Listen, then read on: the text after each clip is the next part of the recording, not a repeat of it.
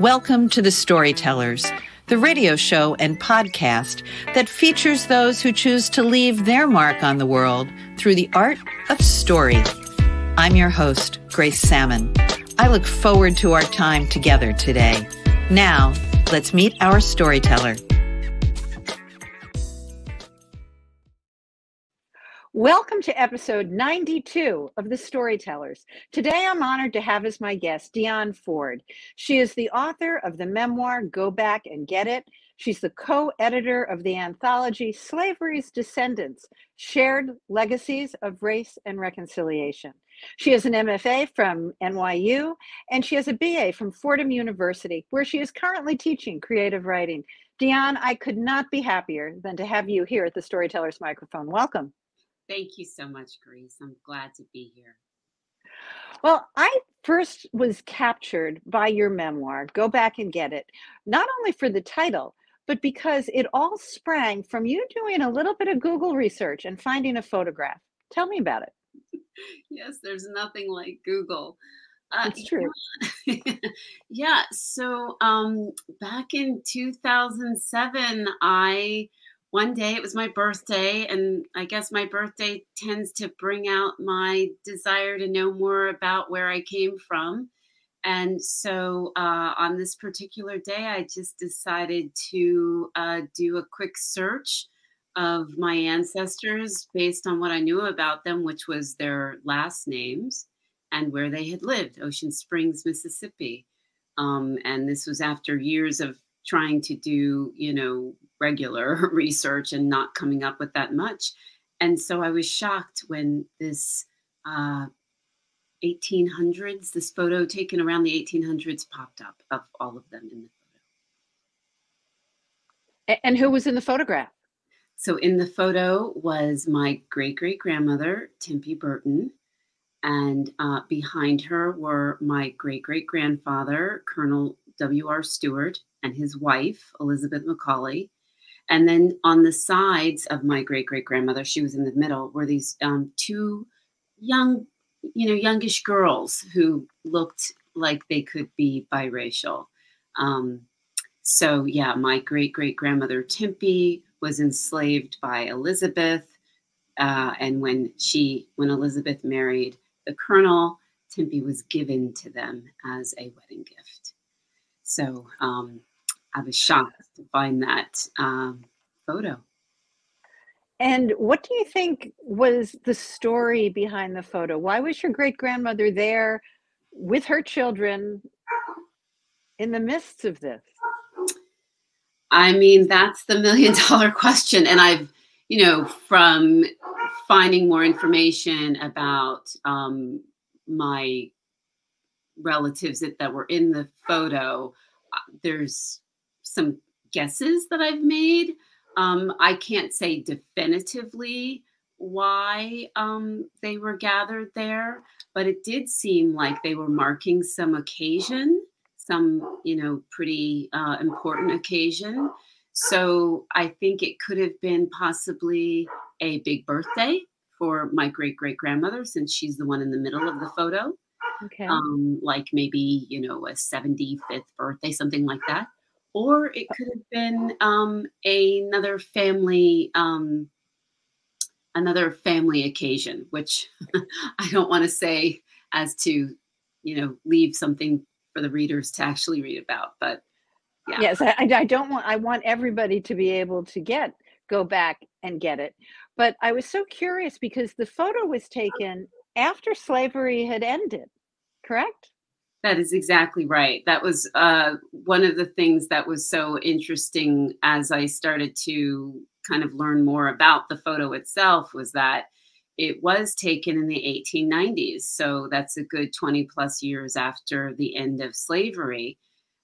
So I was really surprised and curious to know why my great-great-grandmother would take what amounts to a family portrait, really, a family photo with the people who had enslaved her.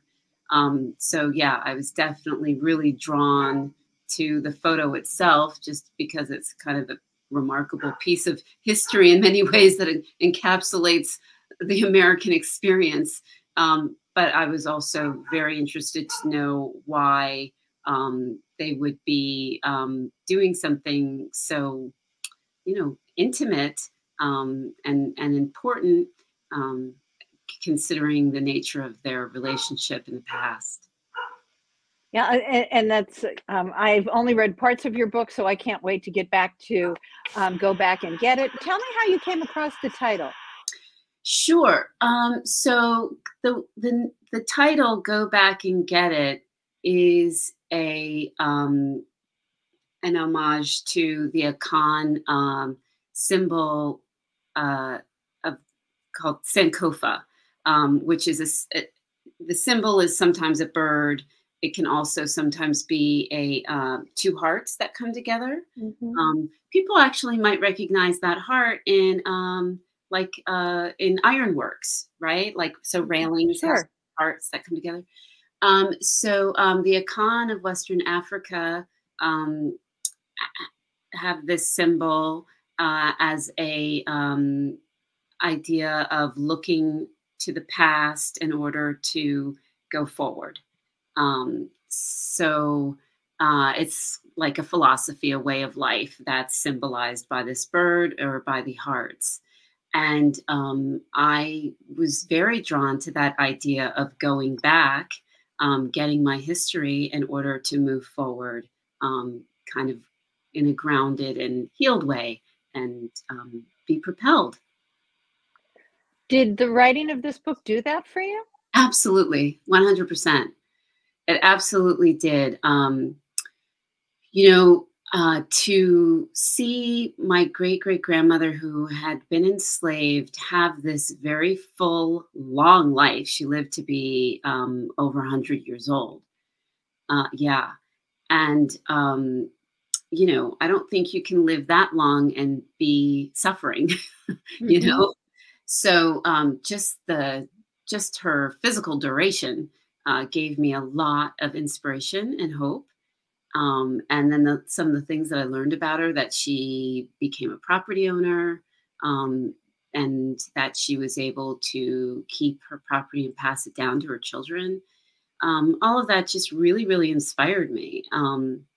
So it did help me to really think about that my life is what I make of my life, and to really um, take ownership, and authorship of my story. And while certainly my past is a piece of my story, but it doesn't encapsulate me. And so finding my ancestors' story really kind of gave me permission to dictate my own.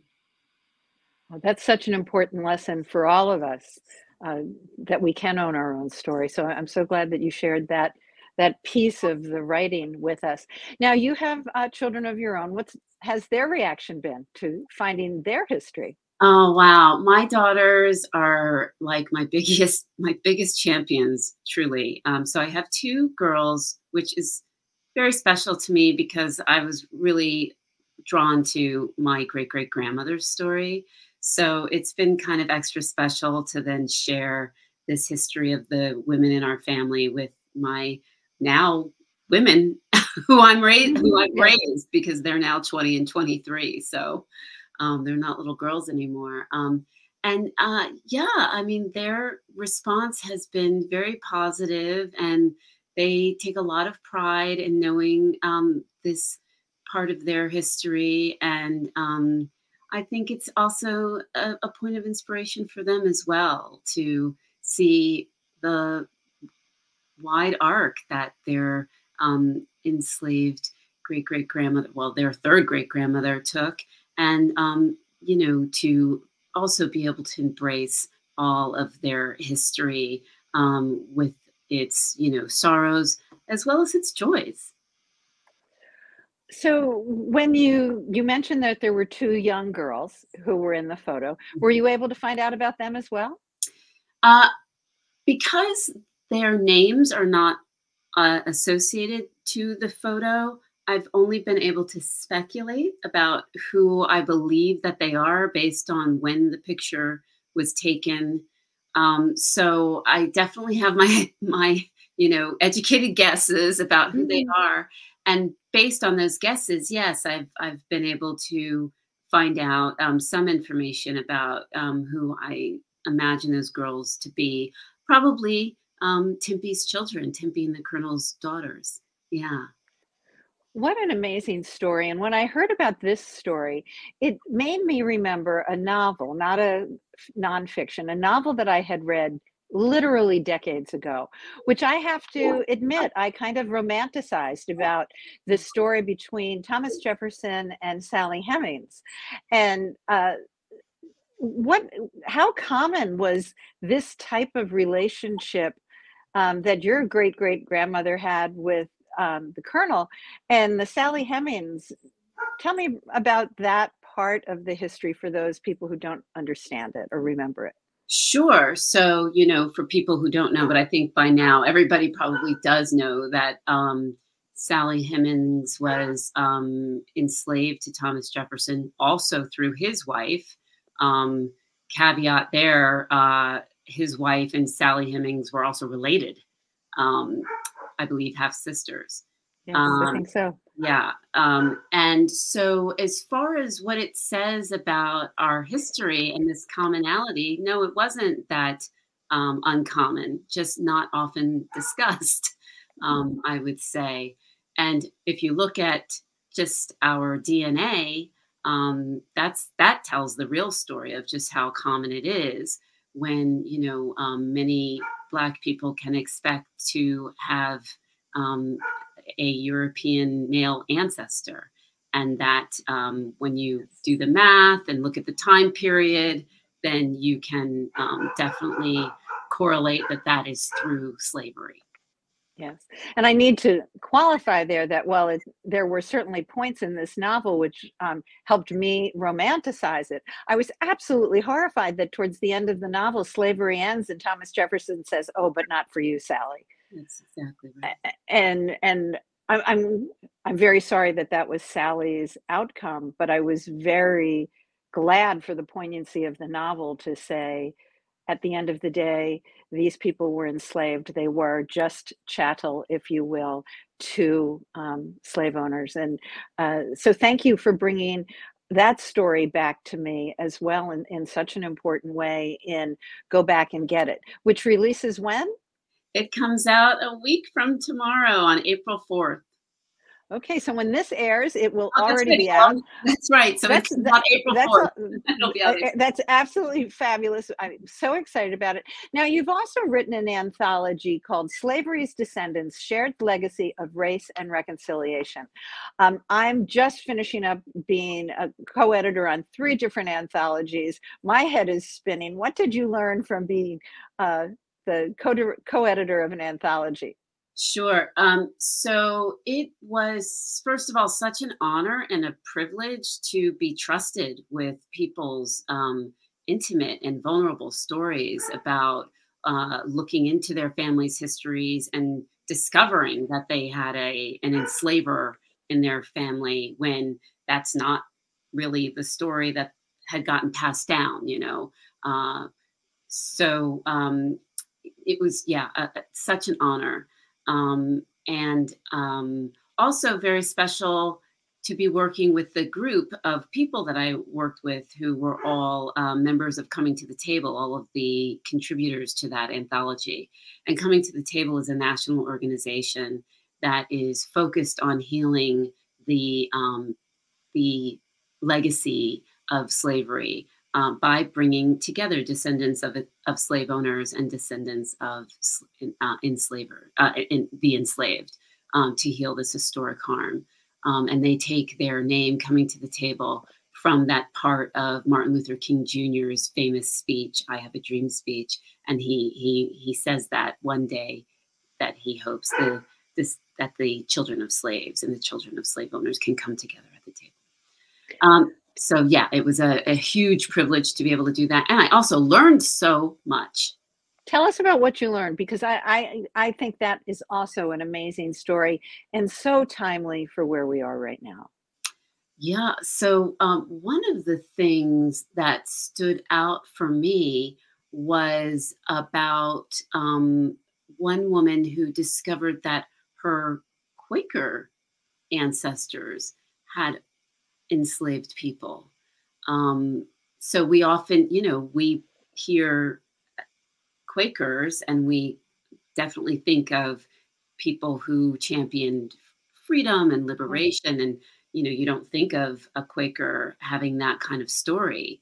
So it just reminded me that there are as many rules to be broken, that we believe as there are people when it comes to slavery, and that it was both an institution, but also particular to the people who were experiencing it. So yeah, that was one of the things that struck me as just a big surprise. So, I'm a very big believer that no group is monolithic. I can't speak for all white women. I can't speak for all older women. You can't speak for, the people from your history. But what are the big lessons that we should come to the table with so that we better understand each other, even though we are not monolithic in our stories? Yeah, I mean, as far as my takeaway from this, from doing this research and writing this memoir, is that, I mean, the takeaway for me is that, this slavery was a huge institution, and it involved relationships with people that were particular to them. And that within that, enslaved people, and for me, enslaved women, found their ways to exert their own autonomy within this oppressive system, which they had to do in order to keep their sanity, right, and to maintain their humanity. And so I sometimes feel like that's a thing that gets often lost in slavery, that enslaved people are often talked about as victims. And of course, absolutely, they were victimized, but they were people first who found ways to hold on to their humanity. And we have that, everywhere we look in our culture. They left that imprint, from music to food. So that's for me is the biggest thing that I like to remember, is that each enslaved person is a person, not just the story, not just about slavery. Well, and I think the switch, you now are a teacher of creative writing, but I think the switch in language, and obviously to me, words matter very, very much. And for me, leaving our mark on the world matters very, very much. But I think that as a writer yourself and as a teacher of writers, the switch in the term from slaves to enslaved people makes a vast difference in how we think of these individuals. I think that's absolutely right. And so just to, show you the distance I've traveled. So when I first was working on this book and, doing the research, almost everything that I encountered referred to them as slaves. And so that's what I wrote.